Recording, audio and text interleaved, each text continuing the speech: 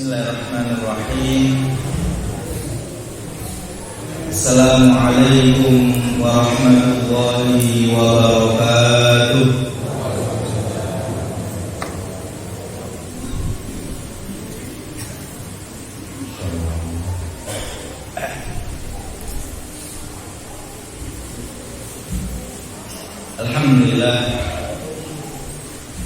Alhamdulillahilladzi anzala al-Qur'ana mubarakan liyadabbaru ayatihi wa liyatadhakkaru ulul albab.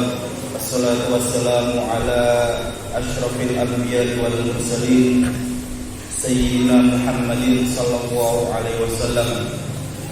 Ballagha risalata wa addal amanah wa nasaha al-ummah wa jahada fillahi haqqa jihadihi hatta atahu min rabbihil yaqin wa taraka ummatahu ala mahajjatil bayda layluha kanahariha la yazighu anha illa halik. Wa rabbi shrah li sadri wa yassir li amri wahlul 'uqdatam min lisani yafqahu qawli, amma ba'd. Yang kami ta'zimi, yang kami muliakan, para alim, para ulama, sesepuh bin sepuh, pengurus masjid Al-Muhajirin dan segenap pengurus ranting pimpinan Muhammadiyah di ranting Balai Kambang ini. Semoga Allah berikan kesehatan, kelancaran dan semua hadirin yang datang tanpa mengurangi rasa takdir saya kepada jenengan semua. Sebelum memulai kajian pada malam hari ini, sebelumnya saya pangapunten, mohon maaf. Seharusnya saya dijadwalkan itu pekan kemarin. Ketika koordinasi siang jam 2 itu sudah oke untuk teleponan, saya insya Allah hadir. Dan ketika itu posisinya kita lagi survei tanah, Pak. Karena pondok putri kita ini belum punya asrama yang itu mampu menampung para santri-santri putri kita. Sampai ada kasus kapan hari itu ada orang kampung itu sampai masuk ke asrama putri dan nginceng, Pak. Nginceng gitu. Jadi ya namanya orang kampung, kemudian melihat ada anak putri seperti itu. Kalau kita asrama putri itu baru statusnya nyewa, sewa rumah di kampung bagus hari di kampung kita sini. Maka ya pengamanannya hanya sekedarnya pagar, ada yang tidak berpagar juga. Jadi kalau ada orang punya rumah di atas itu khawatir melihat di bawah pas tidak pakai. Nah, ini yang mendorong kita untuk segera harus punya asrama putri. Dan ketika itu saya lagi survei tanah. Jadi dari pagi sama Pak Andoko sampai sore itu di luar, karena nggak biasa di luar. Atau kemudian dari pagi sampai sore itu di lokasi tanah sawah di kebun seperti itu. Dari pagi sampai sore, kemudian ketika sudah berangkat Pak, saya sudah pakai jubah, kemudian jam 4:30 sudah berangkat, saya janjian Pak Loko tunggu di pondok saya berangkat. Betul, sebelum berangkat itu kaki saya itu gemeter, kemudian doyen, ya, bahasanya orang Lumajang itu doyen, ya, kemudian tahu ya paham doyen ya. Kemudian saya bilang Pak Loko, ini kalau diteruskan ini bono sing kuat gotong aku daripada dengan repot.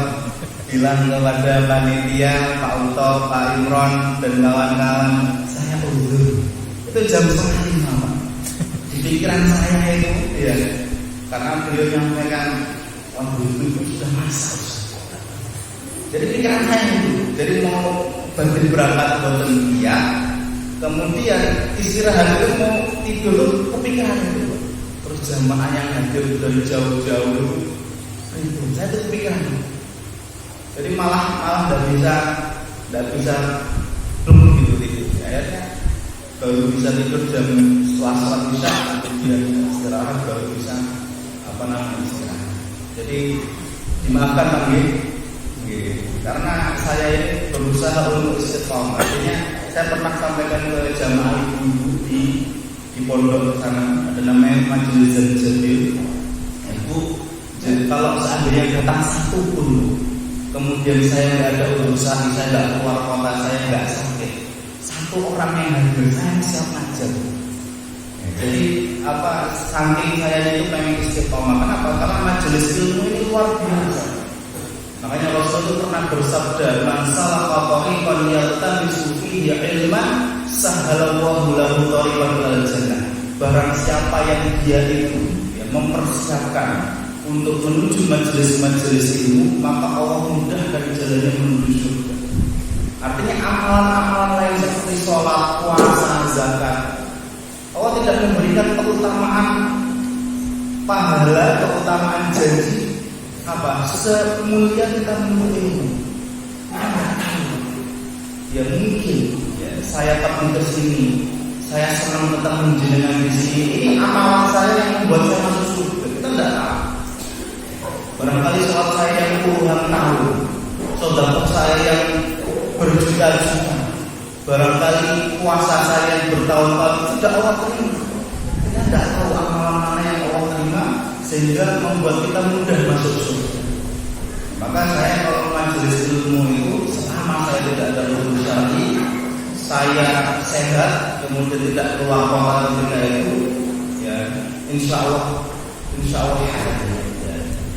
Maka mohon maaf ya kemarin uzur, jadi semoga tidak mengurangi semangat daripada semua jamaah.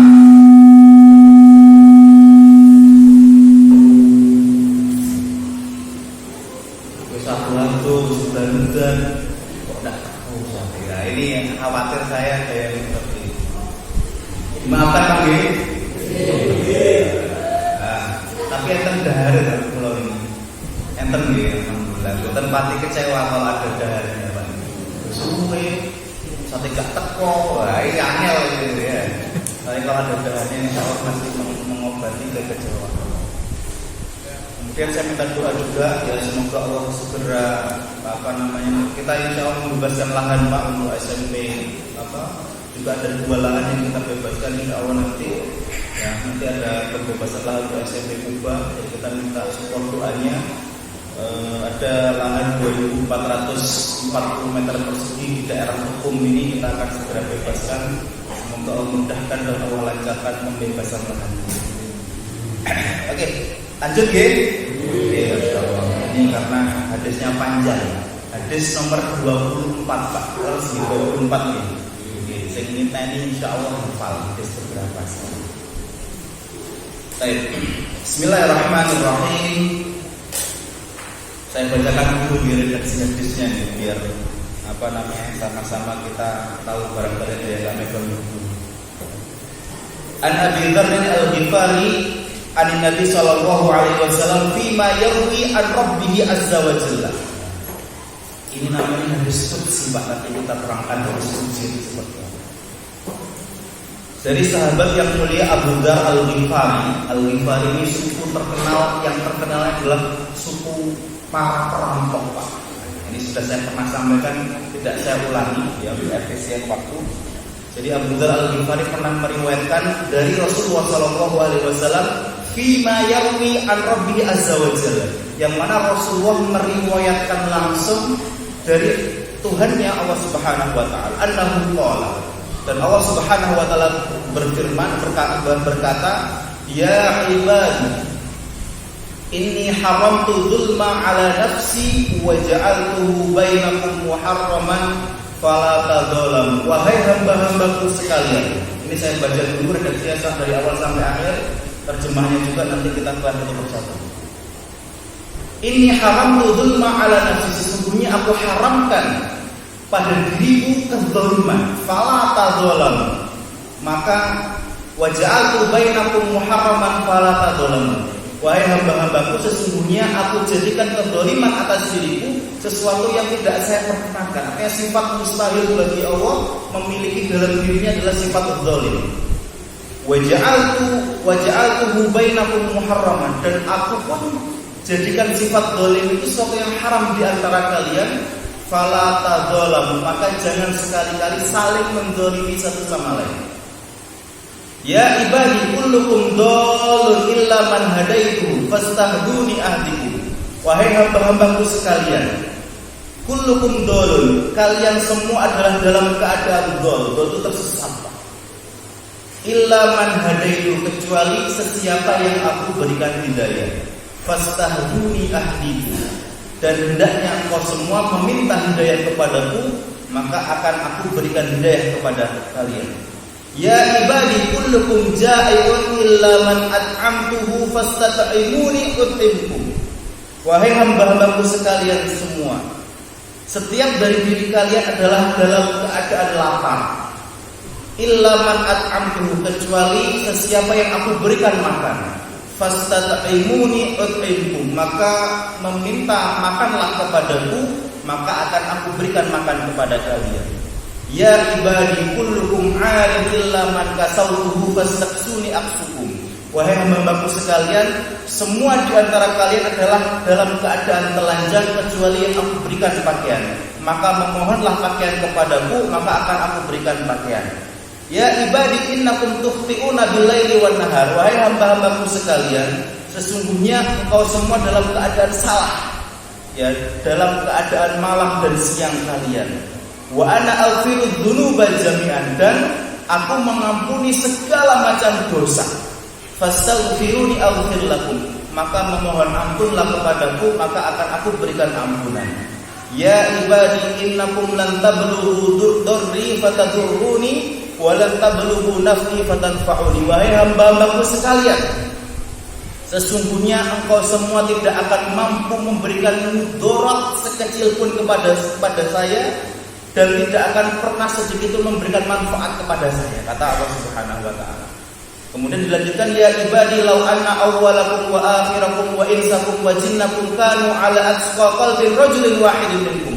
Wahai hamba-hambaku sekalian, kalau seandainya orang pertama yang hidup di bumi ini ditambah sampai nanti akhir nanti, wa insakum dari golongan manusianya, wa jinnakum dari golongan jinnya, kanu ala atqa qalbi rajulin wahidin, dan semua manusia dan jin itu atas mempunyai hati yang paling baik, ya, artinya mempunyai hati yang paling bertakwa, dan itu adalah manusia dan kumpulan jin, ya.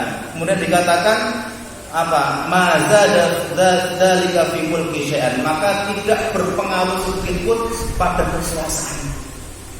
Ya, jadi kalau seandainya ada manusia dan jin dari awalnya sampai akhirnya berkumpul dan semuanya adalah orang terbaik, ya, maka tidak akan menambah kekuasaan Allah sedikit pun. Ya ibadi law anna awwalakum wa akhirakum wa insakum wa jinnakum kanu ala afjari qalbi rajulin wahidin maka qadzalika min mulki syai'an. Sebaliknya, kalau seandainya dari awal kita manusia sampai akhir kita manusia, dan itu dari jin manusia, semua di antara kita itu semuanya adalah orang yang paling kotor hatinya, paling jahat sekalipun, ya, maka sesungguhnya itu semua tidak akan mengurangi sedikit pun dari kekuasaan Allah Subhanahu wa taala. Kemudian dikatakan lagi, lau anna awwalakum wa akhirakum wa insakum wa jinnakum qamu fi sa'idin wahidin fas'aluni fa'ataitu kulla insanin mas'alatahu ma naqasa dzalika mimma indi illa kama yanqusul qiyatu idza udkhilal bahr. Dan kalau seandainya manusia di antara kalian, jin di antara kalian, dari awal sampai akhirnya engkau berdiri di tempat yang paling tinggi kemudian memohon kepadaku, dan aku berikan setiap orang, setiap jin, setiap manusia dari awal sampai akhirnya masalah yang dia minta, maka sesungguhnya tidak akan berkurang daripadaku kekuasaanku apa yang aku punya, kecuali seperti halnya jarum yang dimasukkan ke dalam laut kemudian diangkat kemudian netes. Artinya kekuasaan Allah tidak berkurang kecuali sedikit itu, Pak. Ya. Kemudian dikatakan, ya ibadi innama hiya a'malukum uhsiha lakum tsumma uwaffikum biha. Wahai hambaku, sesungguhnya itu semua adalah amal perbuatanmu yang semuanya akan aku hitung, aku perhitungkan di dalamnya, tsumma uwaffikum biha, kemudian aku berikan balasan kepada kalian. Faman wajada khairan falyahmadillah wa man wajada ghaira dzalika fala yalumanna illa nafsa. Maka barang siapa yang mendapatkan kebaikan daripada balasan yang Allah berikan kepada kita, maka bersyukurlah, bertahmidlah kepada Allah. Dan akan tetapi kalau seandainya ternyata mendapatkan selain daripada itu, maka jangan sekali-kali menyalahkan kecuali dirinya sendiri. Ini hadis panjang, Pak. Hadis berkenaan dengan hadis Qudsi. Ya, ini sekarang saya izin untuk menerangkan hadis Qudsi, Pak ya. Boleh nggih? Boleh pakai papan tulis nggih? Ya, biar jelas, biar terang. Ya. Bismillah.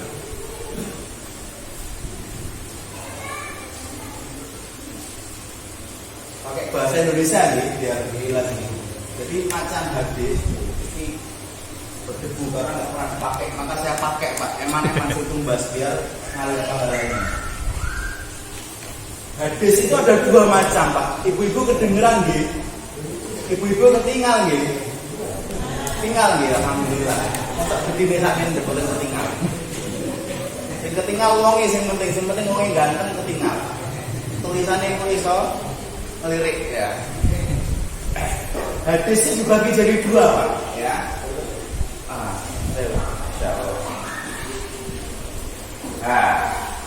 Oke. Pertama hadis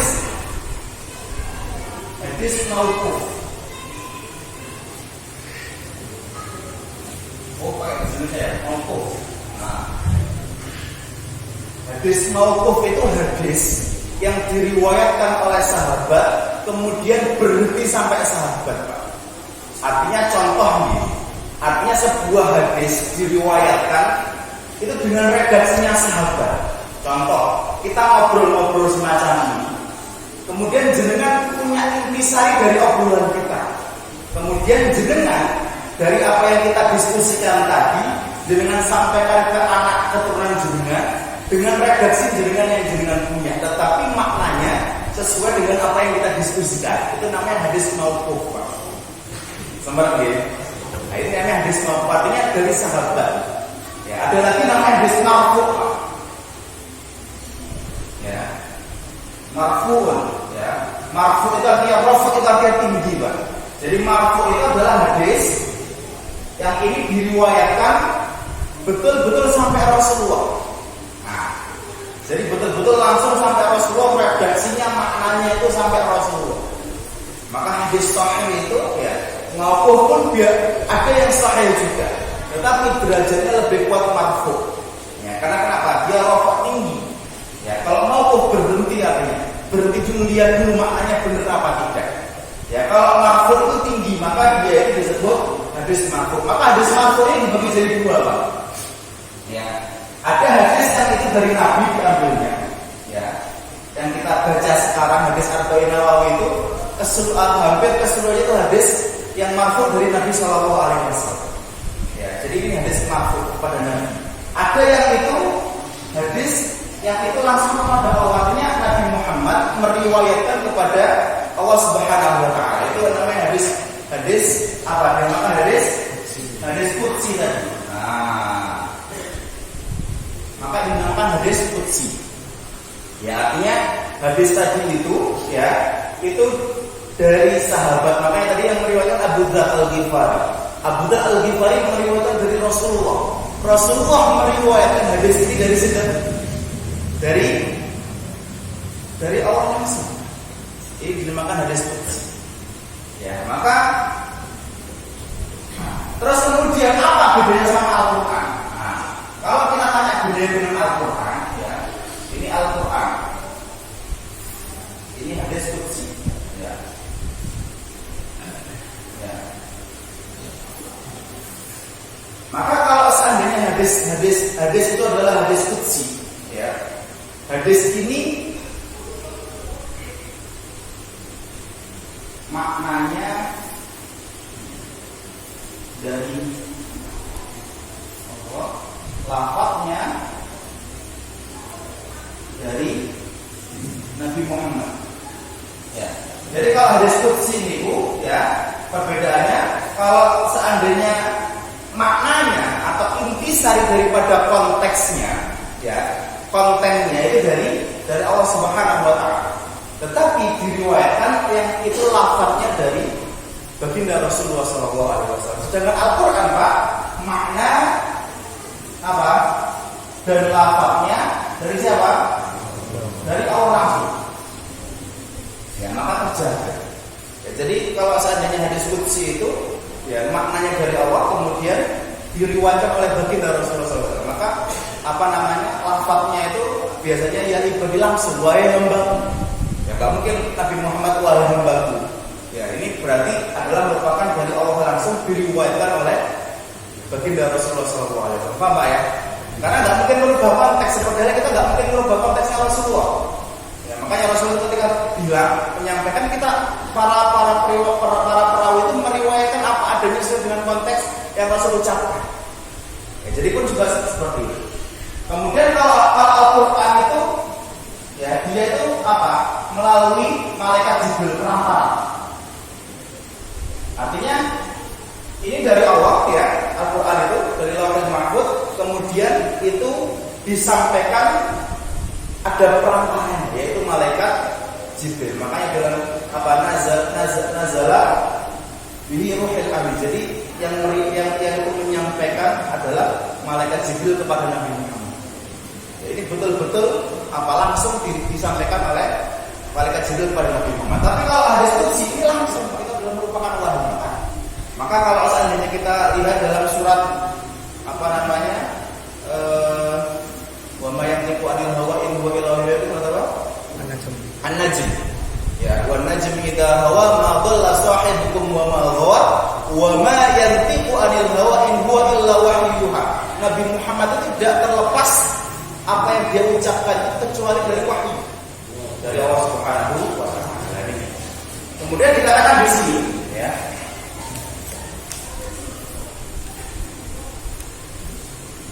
Ya ibadi, ya ini paham Pak, ini hadis qudsi paham ya. Kemudian dilanjutkan ya ibadi inni haramtu dzulma ala nafsi.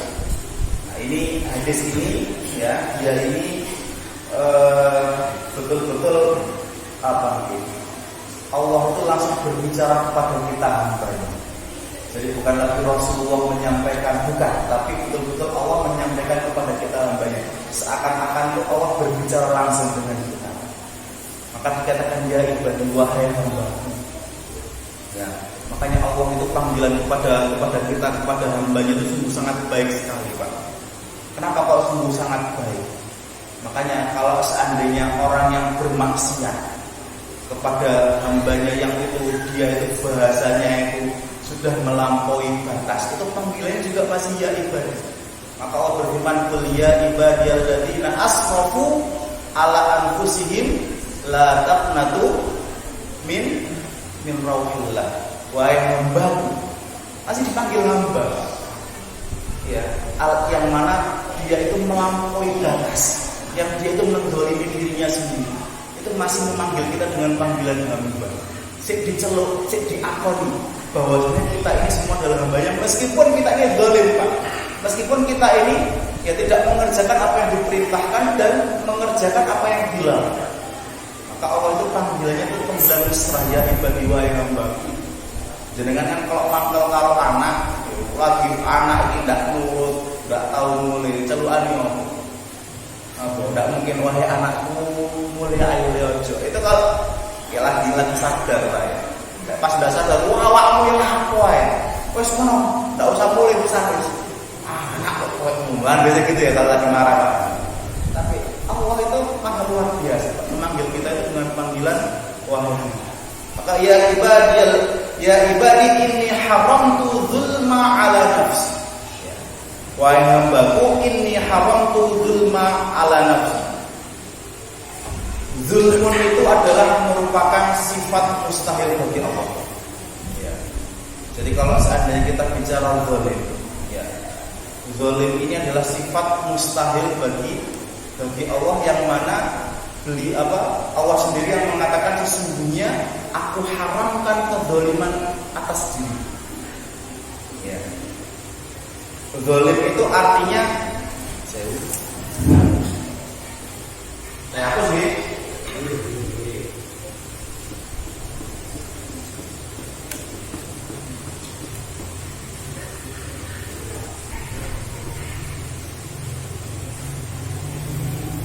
zalim. Al-zulmu itu artinya al-wad'u wad'u syai'in laisa fi makan. Ya. Jadi zalim itu artinya menaruh sesuatu bukan pada tempatnya. Menaruh sesuatu bukan pada tempatnya. Contoh, seharusnya minuman ini diminum, Pak. Tetapi ketika dengan siram makan rencang dengan kita marah atau bodoh. Nah, artinya itu bukan pada tempatnya. Maka Allah itu mengharamkan bahwasanya ketika Allah menaruh sesuatu pada tempatnya itu ada sesuatu yang mustahil. Artinya apa? Ketika sesuatu bukan pada tempatnya, maka itu adalah sesuatu yang pasti tidak akan terjadi. Ya. Jadi kalau seandainya, maka Allah berfirman, "Wa ma rabbuka bidzallamin lil 'abid." Sesungguhnya Tuhanmu tidak akan mendolimi sedikit pun kepada hamba. Ya, innallaha la yadzlimu mithqala dzarratin. Jadi Allah itu tidak akan pernah mendolimi meski sebiji sawi pun tidak akan mendolimi. Maka sesungguhnya ketika kita berbuat salah, ya, Allah akan berikan sesuai dengan apa yang kita kerjakan. Ya, artinya ini merupakan kemuliaan dari Allah Subhanahu Wa Taala, yang mana ketika Allah betul-betul memberikan sesuatu pada porsinya, ini merupakan kemuliaan dari Allah. Sebenarnya Allah bisa, kira-kira Pak, kalau seandainya Allah itu memasukkan Fir'aun ke dalam surga, itu kira-kira bisa apa enggak? Bisa apa enggak? Bisa, karena Allah tidak. Yang mengatur semua, tapi tidak mungkin. Karena tidak mungkin kenapa? Karena Allah sendiri yang mengatakan bahwa Allah buta betul lamil api. Allah tidak akan mendolimi setiap hambanya. Ketika dia berbuat salah, Allah berikan adil sesuai dengan porsi. Ketika dia berbuat kebaikan, meskipun sekecil biji sawi pun, maka Allah akan berikan balasan apa yang dia kerjakan daripada kebaikan tersebut. Maka ketika Allah sudah memastikan, mendeklarasikan bahwasanya zat Allah itu sesuatu yang tidak akan mendolimi, mengharamkan kedoliman atas dirinya, ya, maka selanjutnya Allah mengatakan waja'altu bainakum muharraman fala tadzalamu, dan aku jadikan kedoliman di antara kalian sesuatu yang haram, maka jangan sekali-kali mendolimi bersama. Ya. Artinya ketika Allah itu ingin menaruh sesuatu pada tempatnya itu mungkin terjadi, tapi dengan Rahman dan Rahimnya ini, ya, Allah mengharamkan atas dirinya kedoliman. Artinya kalau seandainya Allah itu mampu tapi tidak zalim, itu kan berarti luar biasa. Maka kita seandainya kita itu punya istri, kita bisa mempeleng istri kita, bisa berbuat, bisa mempeleng. Tapi ketika kita punya kemampuan apa, kita akan mempeleng istri kita? Tidak mungkin. Karena itu sesuatu yang betul ya. Kita punya anak, ya, anak itu tidak kita kasih makan, bisa enggak? Bisa. Dan kita bapaknya, dan kita yang nyarikan makan buat itu. Tetapi apakah kita mau memberikan? Apa kita tidak mau memberikan makan untuk anaknya? Tidak mungkin. Maka Allah itu demikian, ya, luar biasanya Allah itu. Meskipun Allah itu mampu seandainya ini membolak-balikkan semuanya, tidak ada. Maka Allah deklarasikan zat Allah itu, ya, menjadi sesuatu yang tidak akan pernah muncul. Maka ketika Allah sudah mendeklarasikan seperti itu, ya, Allah menyatakan waja'altu bainakum muharraman fala tadzalamu, maka akan aku jadikan di antara kalian itu zalim itu sesuatu yang haram, maka jangan saling menzalimi. Ya, maka ini zalim itu, ini faedah ini saya dapat, ini luar biasa. Ya, ini semoga bisa menjadi pencerahan tentang zalim itu sesuatu yang membahayakan, yang itu mengkhawatirkan bagi kita. Zalim itu berbeda dua. Zalim kepada diri kita sendiri. Zalim kepada nafsu. sama dolim kepada diri. Dolim kepada nafsi itu mendolimi diri sendiri. Ya. Kemudian kalau seandainya dolim yang kedua adalah dolim kepada yang lain. Jadi kalau seandainya dolim nafsi itu, ya contohnya adalah pertama syirik. Ya, maka Allah berfirman, Inna syirka la dzulmun. Sesungguhnya syirik itu merupakan kezaliman yang sangat luar biasa besar. Artinya apa? Tadi kalau kita tarik definisinya mengarah kepada tempatnya. Allah itu seharusnya disembah. Allah itu seharusnya tempat untuk meminta. Allah itu seharusnya mengatur segala sesuatunya. Tetapi kalau seandainya kita tidak menempatkan pada tempatnya, itu namanya dolim. Harusnya kita menyembah Allah, kita nggak sembah Allah. Harusnya kita berdoa hanya kepada Allah, minta pada Allah, kita malah minta yang lainnya kepada yang lain, itu dolim. Harusnya kita meyakini yang mengatur segala sesuatu, segala isinya itu Allah. Kemudian kita meyakini gunung Semeru meledos gara-gara penunggue atau mati atau jurubun kuncanya mati. Ketika kita merasa seperti itu, berarti kita ini menaruh itu bukan apa-apa. Ya ini dolim. Maka dikatakan inna syirka la dzulmun. Kemudian yang kedua, yang itu berkenaan dengan dolim kepada diri sendiri. Ini agak Pak ya, rodok donok guyon-guyon nih Pak, karena ini penting ya. Jadi apa barangkali kok serius-serius banget tiga-tiga kate apa jenis kate referensi kok malah dikai materi. Dan ini saya tadi request ada pantulannya biar kelihatan. Kemudian yang kedua al-maksiyah. Maksiat itu artinya ya kita tidak mengerjakan apa yang diperintahkan oleh Allah, kemudian kita meninggalkan apa yang diperintahkan Allah dan kita mengerjakan apa yang dilarang. Itu namanya maksiat. Ya, maka kalau seandainya kita maksiat, ini sama aja kita menjauhi diri kita sendiri. Ya, jadi ini berkenaan dengan dolim kepada diri kita sendiri. Kemudian dolim kepada yang lain dibagi jadi tiga. Ya, dibagi jadi tiga. Pertama, mendolimi orang lain dari segi jiwa. Ya, jiwa. Ya, kalau seandainya kita mendolimi orang lain, kemudian kita mengambil jiwanya tanpa kita bunuh dia atau kita sakiti dia, ini dolim. Kemudian berkenaan dengan hartanya. Oke. Harta itu artinya kita mengambil haknya tanpa izin atau kita mengambil haknya dengan paksa tanpa ridhonya, ini termasuk kategori zalim yang itu berkenaan dengan harta. Kemudian yang ketiga, zalim kepada orang lain berkenaan dengan kehormatan. Ya, kita mengambil kehormatan dia, kita mencaci dia, kita ghibah dia, ya kita jelek-jelekkan dia di hadapan orang lain. Ini dalam kategori apa? Zalim kepada orang lain dari segi apa? Dari segi kehormatan. Maka ini sesuatu yang Allah haramkan pada. Maka ketika kita tahu bahwa saya zalim itu jadi begini dua, zalim kepada diri sendiri sama zalim kepada orang lain. Kira-kira yang paling bahaya mana?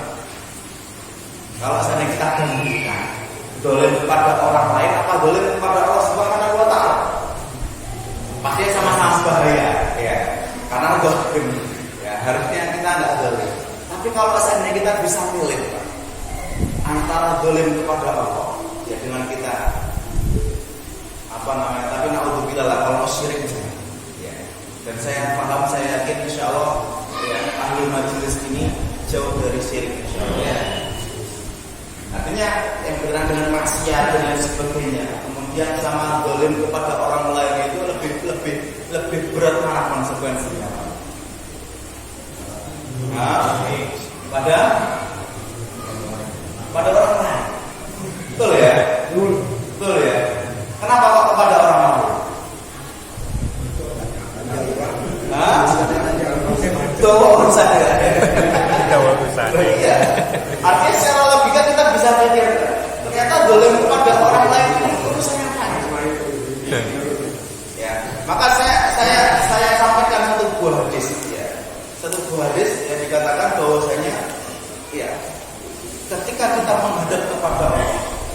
dengan membawa 70 dosa, 70 kezaliman kepada Allah, itu lebih baik daripada kita bertemu dengan Allah dengan membawa satu dosa kezaliman kita kepada manusia. Bayangkan, lebih baik. Ini sebenarnya tidak ada yang baik, tetapi kalau dibandingkan, ya, lebih baik kita itu membawa ketemu dengan Allah, membawa 70 dosa yang itu dosanya sama Allah, daripada kita itu membawa satu dosa yang itu karena kita mendolimi manusia. Kenapa kok seperti itu? Ya, karena Allah Subhanahu wa Ta'ala itu, ya, yang itu sifatnya sama Allah itu, ya, sifatnya pada sifat asal itu adalah Maha Ghafur. Apa Ghafur itu, Pak? Ampun. Maha Pengampun. Allah itu punya sifat Maha Pengampun. Bahkan ketika kita melaksanakan dosa besar pun, yang itu syaratnya 3 kalau kita ingin diampuni. Pertama, kita menyesal. Ya, kita menyesal, oh kok aku durhaka sama orang tua, kok aku zina. Itu termasuk dosa besar, Pak. Ya, kalau dosa kecil itu mudah diampuni. Kita majelis ilmu seperti ini ada fadilah Allah akan ampuni dosa-dosa kecil-kecil ini. Tapi kalau dosa besar itu pertama harus menyesal. Ya, betul-betul menyesal. Kemudian yang kedua, berjanji tidak mengulangi lagi. Wes tidak kata-katanya apa nih gimana? Ya, aku tidak kata-katanya durhaka sama ibu bapak. Yang ketiga, dia bermohon ampun, beristighfar terus-menerus. Ini insya Allah dosa kita diampuni. Kalau kita pernah melaksanakan dosa besar, ada 3 syaratnya. Kita menyesal, kita berjanji tidak mengulangi lagi. Kemudian yang ketiga, kita bermohon ampun kepada Allah terus-menerus. Insya Allah diampuni. Dengan rahmat dan rahimnya, dengan Maha Ghafurnya Allah akan diampuni. Tapi kalau seandainya kita mendolimi satu orang saja, satu manusia saja, bahkan itu keluarga kita, ya, ini tadi urusannya urusannya panjang. Kenapa? Karena kita ini berurusan dengan manusia. Ya, manusia itu akan menuntut satu sama lain untuk di hari kiamat nanti. Bahkan jangankan kita yang nggak kenal seperti ini, bersama saudara, ya, al-akhillah yauma idzin ba'dhum li ba'din aduwwun lil muttaqin. Jadi saudara, ya, saudara yang itu merupakan saudara kita sekalipun, ya, nanti di hari kiamat itu akan saling menjadi musuh untuk sama lain kecuali dia yang bertakwa. Maka kalau seandainya kita itu mempunyai, ya, kezaliman atau kita pernah mendolimi saudara kita, ya, maka cepat-cepat untuk kita itu memohon dihalalkan. Barangkali kita pernah menjatuhkan harga diri saudara kita di depan orang lain, cepat-cepat minta maaf. Barangkali kita pernah mengambil harta mereka tanpa ridhonya, cepat-cepat untuk mohon dihalalkan. Barangkali kita pernah melukai bahkan membunuh orang lain, cepat-cepat minta maaf. Kenapa? Karena nanti kalau seandainya di akhir sudah panjang, ya, makanya di akhir itu apa? Yauma la yanfa'u malu wala banun. Tidak akan berarti lagi harta sama anak-anak, tidak ada manfaatnya lagi. Maka pernah suatu ketika Ibnu Umar, ya, anaknya Umar bin Khattab ditanya, ya, oleh seorang sahabat, ya, wahai Ibnu Umar, ajarkanlah aku itu seluruh ilmu. Jadi orang pemarah, Pak, datang ke Ibnu Umar, karena Ibnu Umar dianggap ulamanya para sahabat. Beliau bertanya, ajarkan itu semua ilmu. So, ilmu itu luas, ilmu saya minta ajar. Artinya ilmu bohong yang bermanfaat banget. Kemudian Ibnu Umar menjawab, ya, antal Allah, ya, bidah dan khafif. Ya, hendaknya engkau bertemu dengan Allah, menyampaikan sebuah hadis, hendaknya bertemu dengan Allah dalam keadaan punggungmu yang ringan. Punggungmu yang ringan apa? Kamu tidak punya beban lagi tanggung jawab kepada orang lain. Artinya kalau jadi pengemban amanah yang jaringan dapat dibebankan kepada jaringan itu sudah tuntas. Ya, tidak punya tambahan lagi. Ya. Wa bibatnil hamis, dan dengan perut yang kosong. Artinya perut kita tidak pernah memakan harta yang itu bukan hak kita. Ya. Artinya Ibnu Umar memberikan sebuah ilmu yang mana itu menjadi bekal ketika nanti kita bertemu dengan Allah, yaitu ketika kita itu bertemu Allah, hendaknya kita itu sudah tidak punya tambahan lagi dengan manusia, dan dipastikan kita tidak pernah memakan harta yang itu bukan hak kita. lebih selamat dan lebih membahagiakan daripada apapun itu yang berkenan. Maka ketika kita berbicara soal kezaliman ini luar biasa.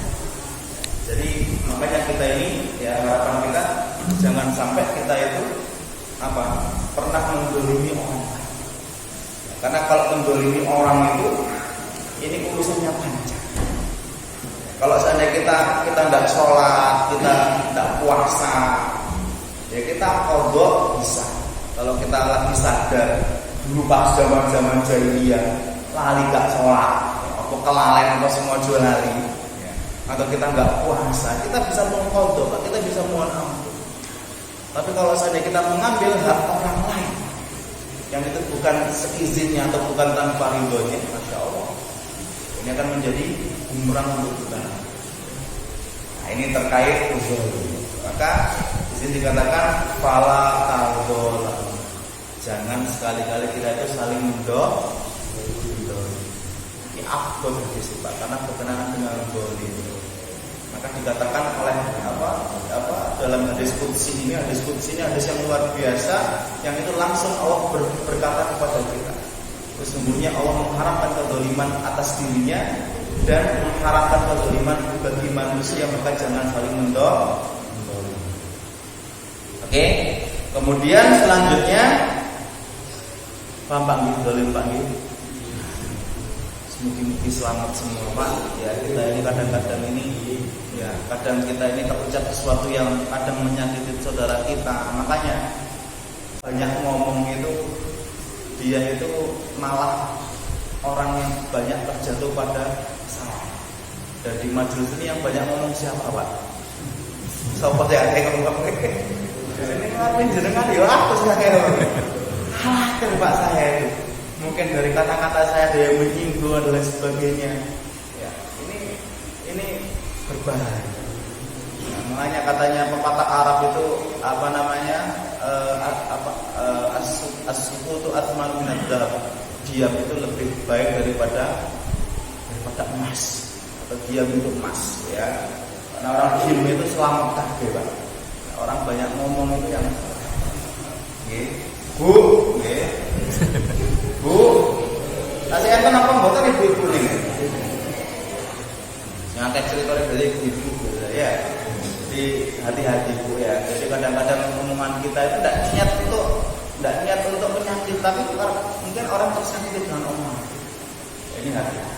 Ya. Kemudian ya ibadi kullukum dallun illa man hadaitu fastahduni ahdikum. Wahai hamba-hambaku, semua di antara kalian dalam keadaan dhalun, dalam keadaan apa? Dalam keadaan sesat, dalam keadaan tidak tahu apa-apa. Makanya Allah Subhanahu wa taala berfirman dalam surat An-Nahl, "Wallahu akhrajakum min butuni ummahatikum la ta'lamuna syai'an." Sesungguhnya Allah mengeluarkan kalian semua, kita semua, Pak, ya, dari perut ibu-ibu kita itu dalam keadaan tidak tahu apa-apa. Maka dalam sebuah hadis dikatakan, ya, innal mauluda yuladu ala fitrah. Anak dilahirkan itu dalam keadaan fitrah.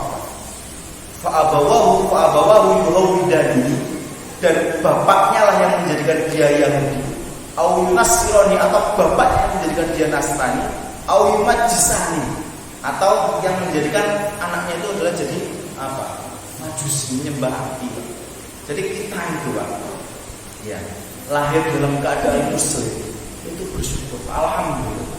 Bayangkan kalau jenengan itu dilahirkan dalam keluarga Nasrani, kita jenengan pengajian tentang mereka apa mboten? Jangan. Kadang kita itu apa? Tidak menyadari nikmat yang dari awal Allah berikan, yaitu nikmat hidayah. Makanya kenapa kok kita itu ketika setiap sholat, bahkan setiap rakaat itu ada redaksi surah Al-Fatihah itu apa? Berbunyi ihdinas siratal mustaqim. Ya Allah, tunjukkanlah kepadaku jalan yang lurus. Artinya hidayah itu ada dua, Pak. Hidayah umum yang sudah Allah berikan, yaitu hidayah Islam. Yang kedua hidayah menuju kebaikan. Ya, karena di atas agama ini masih banyak kebaikan yang harus kita kerjakan. Makanya semakin kita itu, makanya kalau kita terus sholat, Pak, ya. Makanya harapan saya dan barangkali jenengan mau mengamalkan Pak, jangan coba buka lagi Pak. Tuntunan satu dibuka, dibaca terjemah. Dibaca terjemah. Artinya jenengan ketika paham makna yang jenengan baca dalam sholat tersebut, ya, itu luar biasa nikmat. Akhirnya kalau ketik susu itu tidak enak rasanya. Ketika kita baca Al-Fatihah saja, Alhamdulillahirabbil alamin, ya Allah, segala puji bagimu ya Allah Tuhan semesta. Ar-Rahmanur Rahim. Ya Allah, Engkau itu Maha Pengasih lagi Maha Penyayang. Malik yaumiddin. Ya Allah, Engkau yang memiliki hari pembalasan, yang hari kiamat, yang di mana orang itu tidak berdaya sekalipun, tidak punya anak banyak, punya harta banyak, tidak berdaya kecuali Engkau ya. Iyyaka na'budu wa iyyaka nasta'in, dan hanya kepadamu lah kami ini meminta dan memohon. Minta pertolongan tidak ada lagi ya Allah. Ya saya ini adalah orang yang paling kaya di kampung ini. Kalau seandainya butuh bantuan masih butuh bantuan orang lain. Kalau seandainya saya ini adalah seorang orang yang paling kuat sekalipun di kampung ini, ya cukup juga butuh bantuan. Maka hanya kepadamu lah kami memohon pertolongan dan menyembah. Ihdinas siratal mustaqim ya Allah. Hamba ini jahil ya Allah. Hamba ini tidak tahu apa-apa ya Allah. Maka tunjukkanlah kepada kami jalan yang lebih baik setiap hari. Yang tadi kami tidak tahu jadi tahu, yang tadi kita itu tidak paham jadi paham, yang jadi kita tidak mengerjakan jadi mengerjakan. Maka kita hayati ya, siratal ladzina an'amta 'alaihim, jalan yang Engkau berikan nikmat di dalamnya, ghairil maghdubi 'alaihim waladdallin, melainkan kecuali orang-orang yang Engkau murkai dan orang-orang sesat, yaitu orang Yahudi dan orang Nasrani. Maka ini merupakan sesuatu yang luar biasa. Ya, maka kita patut untuk meminta setiap hari untuk diberikan hidayah. Maka ada sebuah doa mengatakan apa? Allahumma inna nas'alukal huda wat tuqa wal afaf wal ghina. Ya Allah, mohon kepadamu supaya diberikan takwa ya. Wal huda ya Allah, semoga diberikan hidayah ya. Wal afaf, al afaf itu artinya apa? Diberikan untuk ifah, menjaga kehormatan. Al-ghina dibutuhkan cukup, diberikan cukup. Ini merupakan doa yang kita juga sering ulang-ulangi. Ya, sampai jam kita nih Pak Imran. Ya, sampai berapa menit lagi? Saya minum dulu.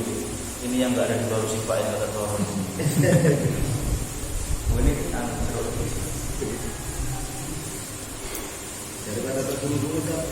gitu ya, dibagi dua ya guys. Sampai 7:30 betul nggak gitu? 5 menit lagi. Nah, kemudian fastahduni ahdikum, maka memohonlah selalu hidayah kepada, maka akan aku berikan. Maka kita ini jangan sombong Pak. Ya jangan sombong. Kita ini yang lahir dari kecil Islam itu jangan sombong. Kita tidak tahu Pak, di akhir hayat kita itu kita apakah masih diberikan Allah iman itu kita tidak. Saya mungkin pernah cerita di sini. Ada pernah diriwayatkan oleh Ibnu Qayyim al-Jauzi dalam kitabnya Ad-Da'wah Dawah. Suatu ketika beliau pernah meriwayatkan seorang muadzin, pernah ya saya ceritain. Seorang muadzin yang dia itu adzan 40 tahun. Dia muadzin adzan 40 tahun di Mesir. Jadi dia kerjanya muadzin adzan. Doa adzan itu kan berarti bendera di masjid 5 waktu. Lek gak takut kalau sing adzan. Muadzin dia memulazamah masjid, pasti hidupnya di masjid.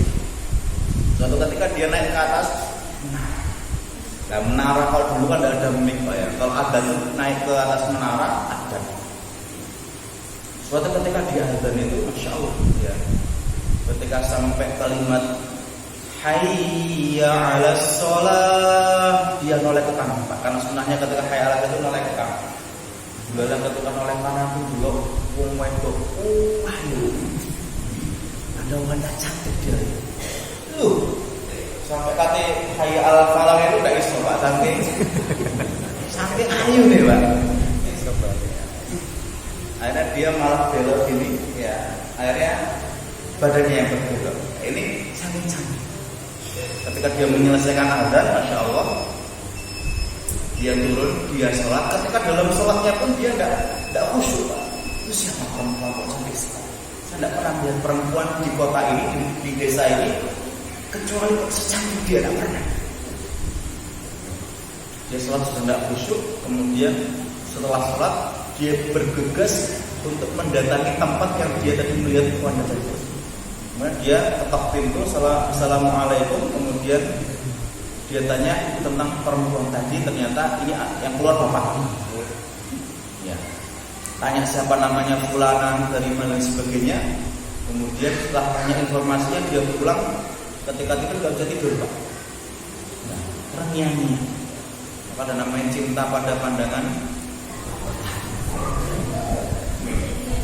Betul pak, dengan dulu sama ibu, kenapa kados niku napa ya napa? Itu tidak bisa tidur pak. Tadi kalau bisa tidur, masya Allah. Busnya didatang lagi, dan langsung. Kalau orang dulu itu tuh poin. Nah, kalau orang sekarang WA, SMS, tidak wani, tapi radio tidak wani. Sekarang teman saya itu. Tapi kalau dulu dia suka, dia cocok, dia langsung mama datang. Tanya bapaknya, bapak, ya saya tertarik dengan anakmu, ya maukah anakmu saya pinang dan saya jaga istri. Kemudian masya Allah, berarti kata bapaknya, tidak bisa, tidak akan pernah bisa, kata bapaknya. Kenapa? Saya ini muadzin. Kalau muadzin zaman dulu dibiayai pemerintah, terjamin kehidupan. Saya ini muadzin, hidup saya terjamin. Anakmu sama saya akan bahagia, akan tercukupi. Daripada engkau memelihara aku, biar kasih sama saya, biar saya nikahi, saya yang jamin dulu. Tidak akan bisa, tidak mau. Apa ala saya dulu? Saya bisa. Saya anak muda, ya. Keluarga kami keluarga Nasrani. Maka kenapa kok saya tadi ngeyel di awal dan saya keras? Anakku tidak akan pernah engkau bisa nikahi. Kenapa? Karena agama kita berbeda. Anak kita keluarga Nasrani, anak saya Nasrani, kamu Islam. Langsung dia itu hatinya hancur pak. Berhati itu ada ketek-keteknya gitu ya. Kemudian karena dia sudah logikanya sudah terpenuhi oleh syahwatnya dia tadi itu. Padahal ketika sudah sudah seperti itu dia tidak bisa berpikir lagi. Dia langsung bilang bapaknya, oke, saya mau melakukan apapun ya asalkan anaknya bisa jadi istri saya. Berarti kamu masuk Nasrani? Dia langsung bilang, ya tidak masalah. Karena singkat cerita, ya, yang penting dia nikah sama perempuan tadi itu, dia masuk Nasrani, dia menikah sama perempuan tadi itu. Singkat cerita pak, masya Allah. Ketika dapat beberapa hari setelah menikah, dia naik ke atas rumahnya untuk memperbaiki lotengnya. Tiba-tiba nggak sengaja tiba-tiba dia jatuh, dan ketika jatuh dia mati. Dan matinya dalam keadaan suul Fatimah agama Nasrani. Kita nggak tahu yang punya hidayah itu siapa. Maka jangan sombong. Kita tuh punya, aku Islam mulai lahir, aku sembahyang begini. Ketika kita nggak pernah minta, ya Allah berikan kami hidayah. Ketika kita merasa, aku ini Islam, aku ini bendino majlis. Kemudian kita nggak pernah berdoa, Allahumma inna nas'alukal huda wa tuqa wal amal ghina, kita sombong. Ketika kita baca Al-Fatihah cuma di mulut saja tanpa kita resapi dalam hati dan pikiran kita sombong. Jangan-jangan kita cuma formalitas saja kita mengucapkan Al-Fatihah, cuma menggugurkan kewajiban saja kita tidak tanpa tahu maknanya seperti apa. Jangan sampai seperti itu. Jangan sampai. Maka Allah memastikan dan Allah menegaskan, kullukum dhalun, kalian semua tersesat semua. Jahil, tidak punya ilmu, kita semua apa? Ya. Allah menegaskan kita tuh tidak punya ilmu. Ya. Fastahduni ahdikum, maka mohonlah, memintalah, jaluklah. Kata Allah fastahduni, pakai lafaz istaf'al ya. Kalau kita baca di ilmu syarah itu, ketika kita pakai wazan istaf'al itu artinya memohon. Makanya ghafara, kalau istaghfara artinya memohon. Hadara, hadir, ketika ditambah istahdara namanya memohon untuk hadir. Sama Pak. Fastahduni, maka mintalah, hidayah kepada ini perintah. Ya, maka jangan sekali-kali kita tuh merasa diri kita sudah Islam dari lahir, kemudian kita tidak mau minta kepada Allah hidayah, sehingga kita itu bisa memastikan diri kita itu iman kita sampai ada. Jangan mas seperti sombong. Ya, makanya fastahuni ahdiku, maka memohonlah hidayah kepadaku, maka akan aku berikan hidayah kepada. Semoga kita ini semua diberikan hidayah sama Allah, dan hidayah ini mampu menuntun kita kepada kebaikan dan lebih baik setiap hari. Kalau seandainya Allah sudah berikan kita hidayah dari lahir, yaitu berupa iman dan agama Islam ini, semoga dengan kita memohon terus-menerus setiap hari ini, Allah berikan tambahan hidayah untuk kita mengerjakan kebaikan-kebaikan setiap hari. Yang mana kebaikan-kebaikan setiap hari ini menjadi modal kita untuk lebih dekat kepada surga. Ya, kenapa kok saya seperti ini Pak? Ya, kita tuh banyak ketika dalam kajian itu kok banyak berdoa. Ya, karena salah satu faedah dalam bermajelis itu ya akan keutamaannya itu akan apa? Wa ghasyiatir rahmah wa hafazatul malaikat. Malaikat itu akan menaungi kita, dan fungsi malaikat menaungi kita itu apa? Memohon ampunkan dosa kita dan mengaminkan segala doa-doa. Maka kalau kita berdoa di sini, insya Allah para malaikat aminkan, dan kalau malaikat yang mengamini, insya Allah akan diberikan ijabah dengan ijabah yang sebaik-baiknya. Maka semoga Allah berikan kebaikan kepada kita semua, dan Allah golongkan kita sebagai orang yang beriman sampai akhir hayat kita, dan Allah masukkan kita ke dalam surga tertinggi. Amin amin ya rabbal alamin. Barakallahu fikum. Sampun nggih, sudah 7:30. Oke, alhamdulillah. Sudah ada yang mendiskusikan ya. Barakallahu wassalamualaikum Muhammad. Subhanallah wa bihamdika asyhadu an la ilaha illa anta astaghfiruka wa atubu ilaik. Assalamualaikum warahmatullahi wabarakatuh.